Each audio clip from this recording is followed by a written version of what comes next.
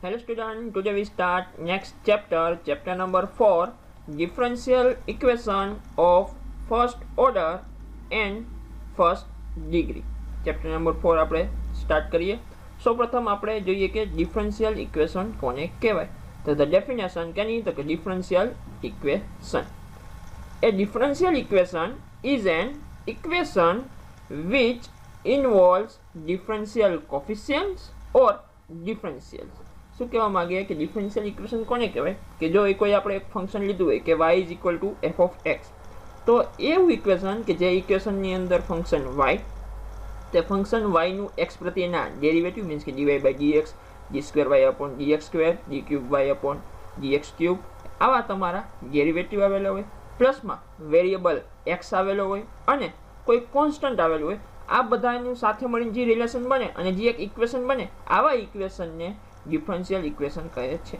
Differential ઇક્વેશનની શરત છે કે એની અંદર તો ડેરિવેટિવ તો આવેલું હોવું જ જોઈએ. રેડી? પછી ફંક્શન y હોય કે ન હોય ચાલે, વેરિયેબલ x હોય કે ન હોય ચાલે, કોન્સ્ટન્ટ હોય કે ન હોય ચાલે, પણ એનું ડેરિવેટિવ જે રહ્યું એ તો હોવું જોઈએ. રેડી? મીન્સ કે આવા જે ઇક્વેશન હશે એવા ઇક્વેશનને કેવા કીધા તો કે ડિફરન્શિયલ ઇક્વેશન કીધા. રેડી? શું ડેફિનેશન કીધી ખબર પડી ગઈ કે differential equation is an equation which involves differential coefficients or differentiation. Ready? Means કે ડેરિવેટિવ એની અંદર આવેલા હોવા જોઈએ. એવું આપણે કીધું કે વેરિયેબલ હોય કે ન હોય ચાલે, કોન્સ્ટન્ટ હોય કે ન હોય ચાલે, ફંક્શન આપણે y is equal to F of x લીધું, y હોય કે ન હોય ચાલે, પણ y નું જે ડેરિવેટિવ હશે એક્સ પ્રત્યેને બધા તો હોવા જોઈએ જ. રેડી?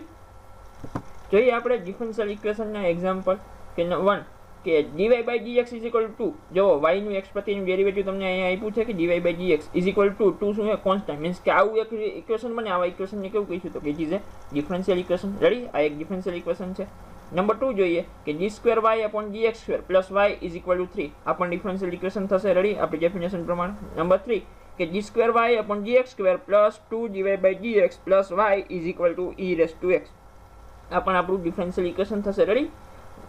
નેક્સ્ટ જોઈએ કે d square y upon dx square plus n square x is equal 0, આ પણ શું છે તો તમારું ડિફરન્શિયલ ઇક્વેશન છે. રેડી? મીન્સ કે આપણે ડિફરન્શિયલ ઇક્વેશનની ડેફિનેશન દીધી અને એના કોઈક એક્ઝામ્પલ દીધા કે આવા હોય એ બધા શું ડિફરન્શિયલ ઇક્વેશન તો થાય. રેડી? આપણને ખબર પડી કે ડિફરન્શિયલ ઇક્વેશન કોને કહેવાય.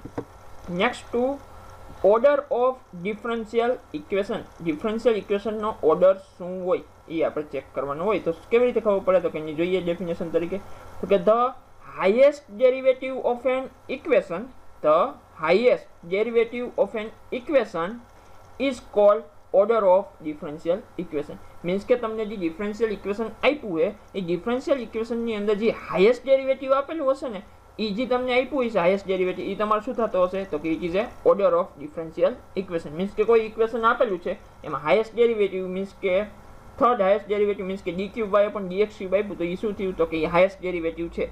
રેડી? ઇક્વેશનની અંદર તો એ તમારે 3 શું થાય તો કે it is a order of differential equation. શું કીધું? The highest derivative of an equation is called order of differential equation.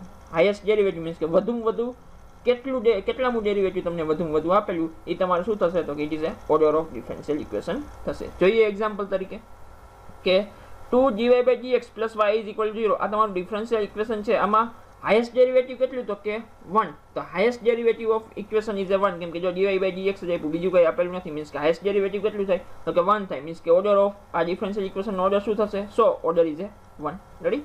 Next જોઈએ એક્ઝામ્પલ કે d cube y upon dx cube minus 2 dy by dx is equal to 0, આ તમને differential equation આપ્યું. આમાં જો highest derivative કેટલું, જો આ ફર્સ્ટ ડેરિવેટિવ, આ થર્ડ ડેરિવેટિવ, મીન્સ કે હાઈએસ્ટ ડેરિવેટિવ કેટલું છે તો કે 3, મીન્સ કે તમારો ઓર્ડર શું થશે તો કે ઓર્ડર ઇઝ એ 3.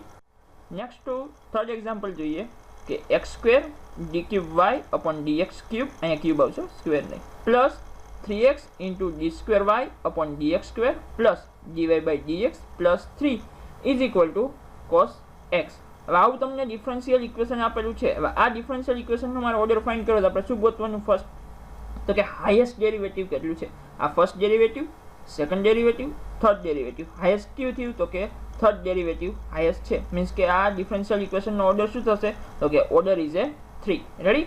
ખબર પડી ગઈ કે order of differential equation means કે કોઈ ડિફરન્શિયલ ઇક્વેશન આપ્યું હોય તો એનો ઓર્ડર ફાઇન્ડ કરવાની કે ખબર પડી જાય કઈ રીતે ફાઇન્ડ થઈ. રેડી? હાઈએસ્ટ ડેરિવેટિવ તમારે ફાઇન્ડ કરવાનું. જે ડિફરન્શિયલ ઇક્વેશન આપ્યું હોય એમાંથી જે હાઈએસ્ટ ડેરિવેટિવ હશે એ જ આપણે શું હશે તો કે ઓર્ડર ઓફ ડિફરન્શિયલ ઇક્વેશન થતું હશે.